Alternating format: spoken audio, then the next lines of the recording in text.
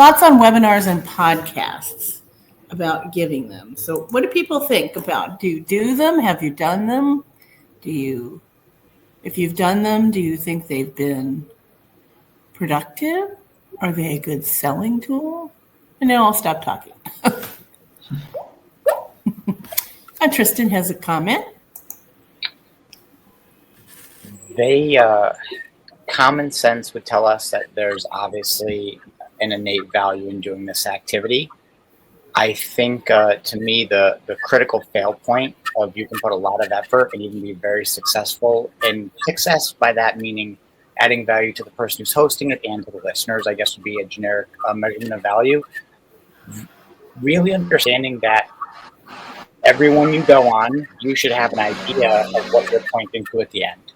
If you're going onto a podcast to expand your brand and you can only put them to a landing page for your newsletter on best habits, I would say no. I think that's like an unqualified meeting with someone, and time would be better spent saying, let me find the podcast that talks about something that I can specifically send them to. Now, a newsletter specifically on how to, increase from 5 clients to 10 clients, or to make 10 hours of bookkeeping reduced down to 2. So that way you can increase the amount of clients you take on. That would be the nuanced difference. But I think it's very easy. I have 30 different podcast invites sitting on a table, and I don't want to go to any of them because I know that I could be wide and unspecific. In that generality, the impact will be very low. So I've taken the time to okay, I know self-awareness and meditation are important, and I know almost all of them are really high-spirited people and would love to have that agency conversation. So although that would be entirely for my foundation, and it would be the lowest ticket item I could actually do, I don't want to go onto a podcast to just say my resume, have a good feeling conversation. I want to have specifically how I can help their people, whether that's strategy, tactics. How you define that is less important, but really saying what are we doing here and how can I facilitate that best outcome, and only going to the ones where that actually facilitates something I'm trying to do with either my business or my foundation. So I think they're amazing, but they should have a huge barrier of entry because it's too easy to waste your time and feel like you're doing a lot, and it can create too much busy work. So I think you put that busy work on the front end with really qualifying what this activity is meant to do. So immediately we know if it's successful and how to sharpen the blade from the get-go. That was a long answer, but I thought pretty hard on it. I think it's not a common sense answer. There's a lot of, right. Do you know what you're really asking for? And be scary, because if it just feels good, so many things in entrepreneurship are like candy, empty calories. Anik, thank you for raising your hand. I could have started ranting about keto. Anik, go ahead. So 100% agree with Tristan. It's a huge cost. So you want to think about return on investment. Like having your own podcast is time, it's energy, it's money to get, the right equipment for the video, for the sound to be just so. And I know some people get away with less than that. And if that's part of your, minimum viable product approach, that works too. But it's such a huge risk for all it takes is you're not quite on brand. It's a huge, huge risk. Mm-hmm. And a lot of time and energy spent on it. So if it doesn't work out, you're likely to hang on to it too long because a mistake we've spent a lot of time and energy on. Yeah. So I think to me, I've not been willing to make that kind of effort. I admire the people who have and who have managed to stay on brand and stay consistent and build that following. And when I start wanting to think about podcasts, I'm going to be looking to get invited on other people's podcasts rather than try and start my own. But again, right. I'm going to have to make sure, like Tristan said, anytime that we speak in public, we want to be on brand. Yeah. We want to be asking ourselves, is this telling my client, I'm a manage expectations kind of person. Right? 90% of the time, miscommunication with our clients is because we weren't clear, we weren't direct. So I'm a Right. manage expectation kind of person. So if somebody is like, hey, I'd love to do something together, all right, let's get some guidelines. Let's get, like, I need to understand what you're offering before I even consider it, right? Even if Right. I'd be like, oh my God, Ina, I would love to do something with you. Like, even if that's going on in my brain, I still need to know what. And Sure. is the topic going to serve me?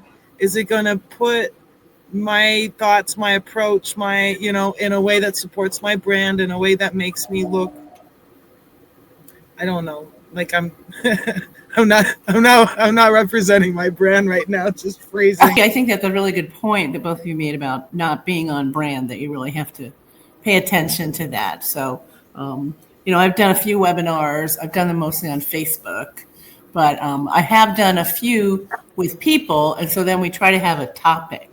So, like a topic I might do is obtaining a loan. Okay. And so I might have a panel where Neek's there as the bookkeeper, and then I'm there as the CFO, and we help people get their have business in order so that then the loan person that's on the webinar can then have a better chance of getting them a really great loan in a short period of time. So we kind of, would have, one would feed into the other. Does that seem like it might make more sense? Yeah, go ahead, Tristan. So when going on a podcast, so this is all exclusively in regards to going on someone else's because it's way less work. It is a full-time job having a podcast.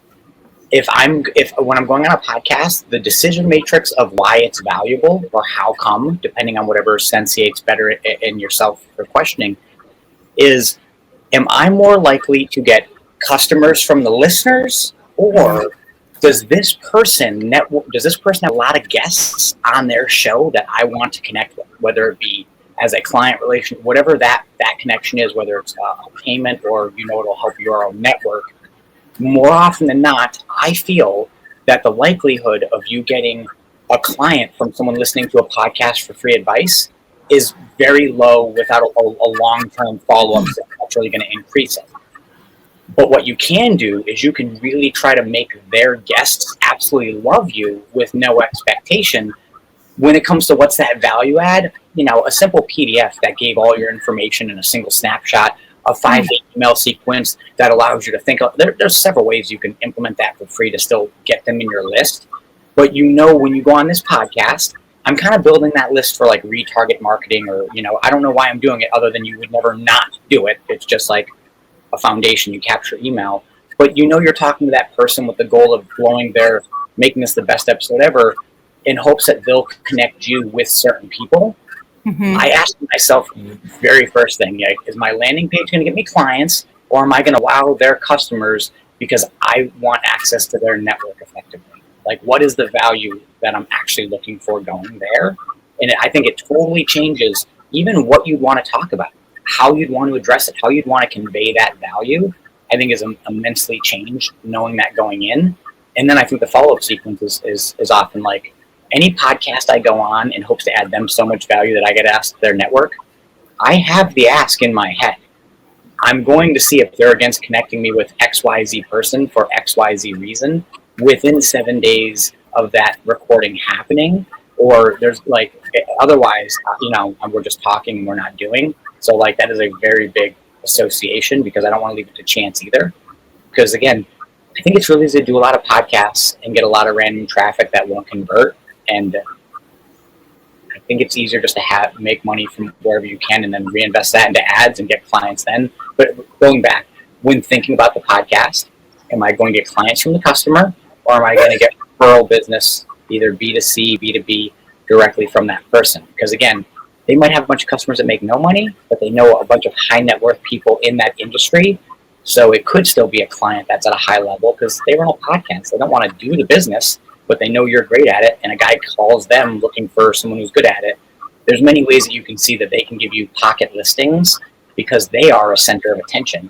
So trying to make them look awesome it never doesn't serve you well if they have, if that's kind of what they do. So yeah, that's kind of the follow up. You really want to think outcome based, and then who is the customer, who is the client, what is the transaction. All of this sounds so soulless and very capitalistic, but you have to think outcomes that can be measured, and numbers work really well as a form of measurement in a bookkeeping mastermind.